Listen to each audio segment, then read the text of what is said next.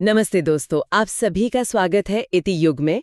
आज की इस गहन चर्चा में हम एक ऐसे विषय पर बात करने वाले हैं जो हम सबकी जिंदगी से जुड़ा है। बिल्कुल। और ये एक ऐसा विषय है जिसे अक्सर लोग सिर्फ शेयर बाजार या सरकारी बजट तक ही सीमित मान लेते हैं। सही कहा। आज हम भारतीय रिजर्व बैंक यानी आरबीआई पर एक विस्तृत विश्लेषण कर रहे हैं। हमारे पास कुछ ताज़ा दस्तावेज हैं, जैसे आरबीआई का 2026 स्ट्रेटेजिक विजन और उनका इकोनॉमिक आर्किटेक्चर। और हमारा मिशन आज यही है कि हम इस बात को डिकोड करें कि आरबीआई सिर्फ एक बैंक या नोट छापने वाली कोई मशीन नहीं है। हाँ, मतलब ये हमारी अर्थव्यवस्था का असली पावर हाउस है। एक ऐसा संरक्षक जो विकास और महंगाई के बीच एक बहुत ही नाजुक संतुलन बनाता है। देखिए, इस विजन 2026 को समझने से पहले ना हमें थोड़ा इसके इतिहास में जाना होगा। एकदम। अगर हम इतिहास की बात करें तो 1926 में जो हिल्टन यंग कमीशन था ना, उसी की सिफारिश पर ये पूरी शुरुआत हुई थी। हाँ, उसी के आधार पर 1934 में आरबीआई अधिनियम पारित हुआ था। और फिर 1 अप्रैल 1935 को कोलकाता में इसकी आधिकारिक तौर पर स्थापना हुई। हालांकि पहले ये एक प्राइवेट संस्था थी, मतलब निजी स्वामित्व वाली। जी, और फिर 1937 में इसका मुख्यालय मुंबई शिफ्ट कर दिया गया। लेकिन जो सबसे बड़ा टर्निंग पॉइंट था ना, वो 1949 का राष्ट्रीयकरण था। बिल्कुल, आजादी के ठीक बाद। हाँ, क्योंकि नव स्वतंत्र भारत को एक ऐसी संस्था की जरूरत थी जो पंचवर्षीय योजनाओं और राष्ट्र निर्माण के साथ तालमेल बिठा सके। मौद्रिक नीतियां अब प्राइवेट मुनाफे के लिए नहीं बल्कि देश की स्थिरता के लिए बननी थी। और उसी नींव का नतीजा हम आज देख रहे हैं। अगर हम फरवरी 2026 के ताजा आंकड़ों पर नजर डालें तो स्थिति बहुत ही सकारात्मक लग रही है। डेटा क्या कहता है इस वक्त? देखिए, वर्तमान में रेपो रेट 5.25% पर अपरिवर्तित है और सबसे शानदार बात तो महंगाई दर है, जो इस वक्त सिर्फ 2.1% पर है, मतलब एकदम लक्ष्य के भीतर। ये वाकई एक बहुत बड़ा अचीवमेंट है। और वित्त वर्ष 2026 के लिए जीडीपी ग्रोथ का अनुमान भी 7.4% का है। अगर हम इसका मैक्रो इकोनॉमिक एनालिसिस करें ना, तो समझ आता है कि ये जो 7.5% की ग्रोथ है वो कैसे आ रही है।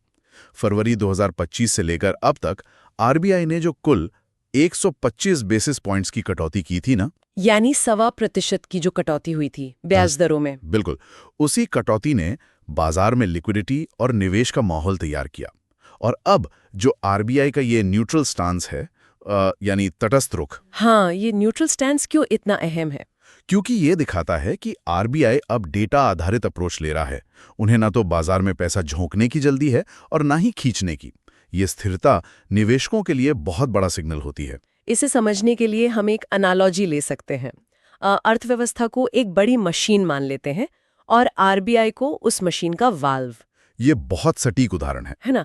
मतलब जब मशीन में प्रेशर बहुत बढ़ जाता है, यानी महंगाई बढ़ने लगती है, तो आरबीआई वाल्व को कस देता है, यानी ब्याज दरें बढ़ा देता है, जिससे कमर्शियल बैंकों का लोन महंगा हो जाता है और बाजार में पैसे का फ्लो कम हो जाता है। और जब मशीन धीमी पड़ने लगती है, यानी अर्थव्यवस्था सुस्त होती है, तो वो वाल्व ढीला कर देते हैं, दरें घटा देते हैं ताकि निवेश और खर्च फिर से बढ़े। और ये सब जो मौद्रिक संचरण या मॉनेटरी ट्रांसमिशन है ना, इसमें समय लगता है। आरबीआई को हमेशा 6 महीने या 1 साल आगे का सोचना पड़ता है। बिल्कुल, और इस भविष्योन्मुखी काम को करने के लिए लीडरशिप भी वैसी ही चाहिए। दिसंबर 2024 में नियुक्त हुए हमारे नए गवर्नर श्री संजय मल्होत्रा जी इस वक्त नेतृत्व कर रहे हैं। जी, और उनके साथ जो 4 डिप्टी गवर्नर्स की टीम है वो भी बहुत महत्वपूर्ण है। हाँ, श्री टी रविशंकर, श्री स्वामीनाथन जे डॉक्टरम, पूनम गुप्ता और श्री श्रीश चंद्र मुर्मू। इसके अलावा एक 21 सदस्यों वाला सेंट्रल बोर्ड भी है। वो 21 सदस्यों वाला बोर्ड किस तरह से काम करता है? देखिए, ये बोर्ड इसलिए जरूरी है ताकि कोई इको चैम्बर ना बने।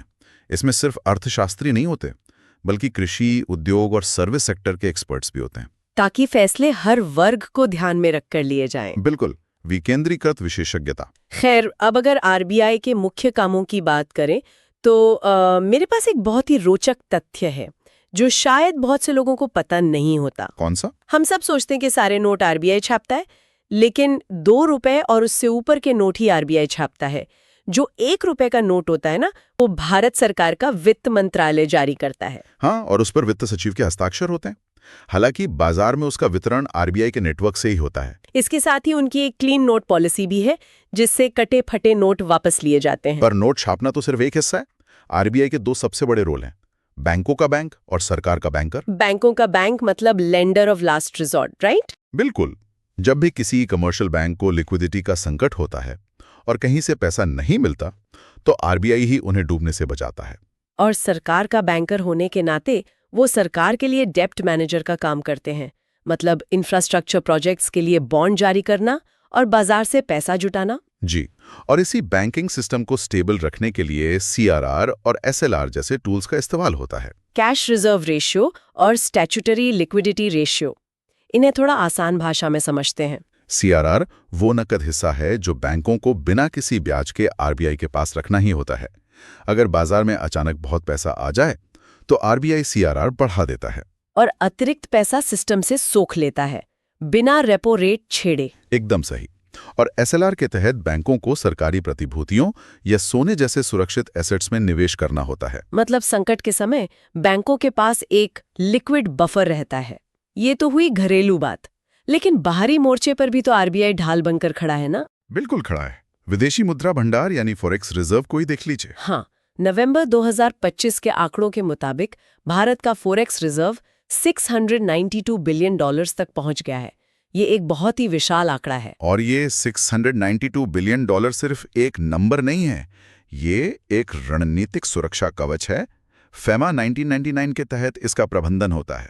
फेमा यानी फॉरेन एक्सचेंज मैनेजमेंट एक्ट। जी, जब भी अंतर्राष्ट्रीय बाजार में कोई भू राजनीतिक तनाव होता है या कच्चे तेल के दाम अचानक बढ़ते हैं, तो रुपए पर सट्टेबाजी के हमले हो सकते हैं। Speculative attacks. हाँ, तो आरबीआई इसी रिजर्व का इस्तेमाल करके बाजार में दखल देता है, रुपए को फिक्स करने के लिए नहीं बल्कि उसकी भारी उठापटक को रोकने के लिए, जिससे हमारे आयातकों और निर्यातकों को एक स्थिर माहौल मिल सके। बिल्कुल।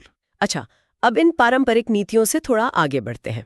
2026 स्ट्रेटेजिक विजन दस्तावेज में जिस चीज पर सबसे ज्यादा जोर है वो है फ्यूचर टेक्नोलॉजी, डिजिटल रुपया। हाँ, सेंट्रल बैंक डिजिटल करेंसी या ई रुपया। आज इसके 7 मिलियन यानी 70 लाख से ज्यादा सक्रिय यूजर्स हो चुके हैं। और इसके 2 फॉर्मेट्स हैं, रिटेल और होलसेल। हाँ, ईआर और ईडब्ल्यू। पर मुझे इसके 2 फीचर्स सबसे ज्यादा क्रांतिकारी लगे। पहला तो इसका ऑफलाइन मोड। वो कैसे? मतलब जहां इंटरनेट कनेक्टिविटी कमजोर है, दूर दराज के इलाकों में, वहां भी आप सुरक्षित लेन देन कर सकते हैं। ये वित्तीय समावेशन के लिए गेम चेंजर है। और जो दूसरा फीचर है प्रोग्रामेबिलिटी, वो तो पूरी मॉनेटरी इकोनॉमिक्स को ही बदल सकता है। प्रोग्रामेबिलिटी को हम कैसे समझे? देखिए, इसमें स्मार्ट कॉन्ट्रैक्ट्स का इस्तेमाल होता है। आप डिजिटल रुपये में कोड डाल सकते हैं कि ये पैसा कब, कहां और किस लिए खर्च होगा। अच्छा, जैसे अगर सरकार ने किसानों को खाद के लिए कोई सब्सिडी दी है, तो वो पैसा सिर्फ अधिकृत खाद की दुकान पर ही खर्च होगा? बिल्कुल, वो डिजिटल रुपया किसी और चीज के लिए काम ही नहीं करेगा। इससे बिचौलियों का सिस्टम खत्म और लीकेज जीरो हो जाती है। ये तो कमाल का लक्षित वितरण है। मतलब पैसा अब सिर्फ वैल्यू स्टोर नहीं रहा, वो खुद एक पॉलिसी टूल बन गया है। और इसका असर सिर्फ भारत में नहीं दिख रहा है, ग्लोबल लेवल पर भी आरबीआई इसी तकनीक से दुनिया को बदल रहा है। ग्लोबल कूटनीति की बात करें तो ब्रिक्स 2026 शिखर सम्मेलन में एक बहुत बड़ा प्रस्ताव रखा गया है। जी, ब्रिक्स देशों के सीबीडीसी को आपस में इंटरलिंक करने का प्रस्ताव। इसका सीधा मकसद तो यही लगता है कि क्रॉस बॉर्डर व्यापार में अमेरिकी डॉलर पर जो हमारी निर्भरता है उसे कम किया जाए, डी डॉलराइजेशन। बिल्कुल, जब सारे देशों की डिजिटल मुद्राएं एक ही नेटवर्क पर काम करेंगी तो पेमेंट्स बहुत तेज और सस्ते हो जाएंगे, डॉलर की जरूरत ही नहीं पड़ेगी। और इसी कड़ी में एक और बड़ा प्रोजेक्ट दस्तावेजों में दिखा मुझे, प्रोजेक्ट अगोरा। हाँ, ये RBI, bank for international settlements यानी बीआईएस इनोवेशन हब और 7 अन्य प्रमुख केंद्रीय बैंकों का जॉइंट प्रोजेक्ट है। इसमें ये टोकनाइज्ड डिपॉजिट तकनीक क्या है? देखिए, अभी अंतर्राष्ट्रीय पेमेंट करने में कई बैंकों और स्विफ्ट जैसे नेटवर्क से गुजरना पड़ता है, जिसमें कई दिन लगते हैं और फीस भी कटती है। हाँ, वो बहुत जटिल और महंगा प्रोसेस है। तो टोकनाइज्ड डिपॉजिट के तहत कमर्शियल बैंकों की जमा राशि को एक डिजिटल टोकन में बदल दिया जाता है, जिसे एक यूनिफाइड लेजर पर केंद्रीय बैंक की डिजिटल करेंसी के साथ जोड़ देते हैं। मतलब जो पेमेंट पहले 2 या 3 दिन लेता था, वो अब स्मार्ट कॉन्ट्रैक्ट्स के जरिए लगभग रियल टाइम में हो जाएगा। हाँ, और वो भी पूरी सुरक्षा के साथ। सुरक्षा से याद आया, इन बड़ी तकनीकी छलांगों के बीच आम उपभोक्ता का क्या होगा? डिजिटल फ्रॉड भी तो बढ़ रहे हैं। आरबीआई ने कंज्यूमर प्रोटेक्शन को लेकर भी काफी सख्त कदम उठाए हैं। बिल्कुल, दस्तावेज बताते हैं कि डिजिटल धोखाधड़ी के शिकार लोगों के लिए नए ढांचे में 25,000 रुपए तक के मुआवजे का प्रावधान है। और सख्त केवाईसी नियम तो हैं ही, साथ ही बैंकिंग लोकपाल या ओम्बड्समैन का विस्तार किया गया है। और एक जो जीरो लायबिलिटी सुरक्षा है वो बहुत काम की है। वो कैसे काम करती है? अगर बैंक के सर्वर में कोई तकनीकी खराबी है या किसी थर्ड पार्टी ने आपके खाते से फ्रॉड कर लिया और आपने तय समय में बैंक को बता दिया, तो नुकसान की पूरी जिम्मेदारी बैंक की होगी, आपकी नहीं। बिल्कुल शून्य देता। इसके अलावा आम आदमी के बैंक खाते की सुरक्षा के लिए DICGC भी है, जो डिपॉजिट इंश्योरेंस देता है। जी, अगर कोई बैंक डूब जाता है तो जमाकर्ता को 5 लाख रुपए तक का बीमा मिलता है। लेकिन इसमें अप्रैल 2026 से एक बहुत बड़ा अपडेट आ रहा है, रिस्क बेस्ड प्रीमियम। ये risk based premium banking system के जोखिम प्रबंधन को पूरी तरह बदल देगा।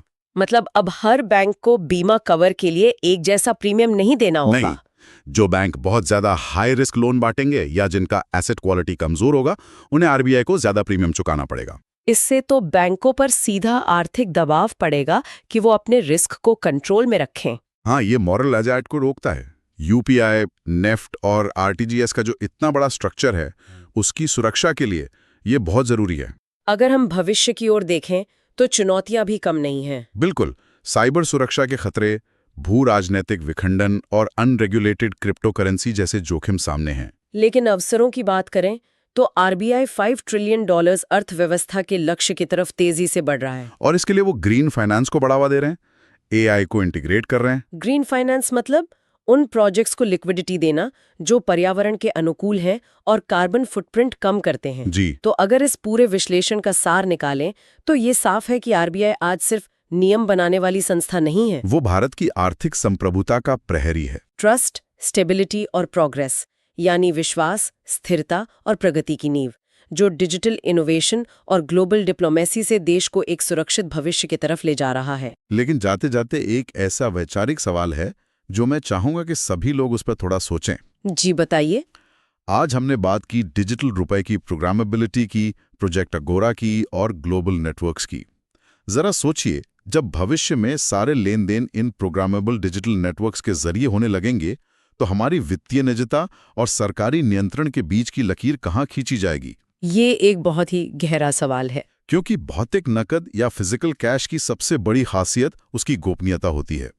अगर कैश पूरी तरह से म्यूजियम की चीज बन जाए और अर्थव्यवस्था सिर्फ कोड्स पर चले जहां हर टोकन की ट्रैकिंग संभव हो, तो क्या हम एक कल्याणकारी अर्थव्यवस्था और एक फुल सर्वेलेंस स्टेट यानी निगरानी वाले राज्य के बीच का अंतर खो देंगे? यही सोचने वाली बात है। सच में तकनीकी सुविधा और प्राइवेसी के बीच का यह संघर्ष भविष्य के अर्थशास्त्र का सबसे बड़ा मुद्दा होगा।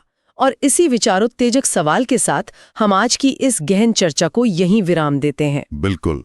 इस विस्तृत विश्लेषण में हमारे साथ जुड़ने के लिए आप सभी का बहुत बहुत धन्यवाद। हम आगे भी ऐसे ही महत्वपूर्ण विषयों के साथ आते रहेंगे। सुरक्षित रहें और सोचते रहें। धन्यवाद।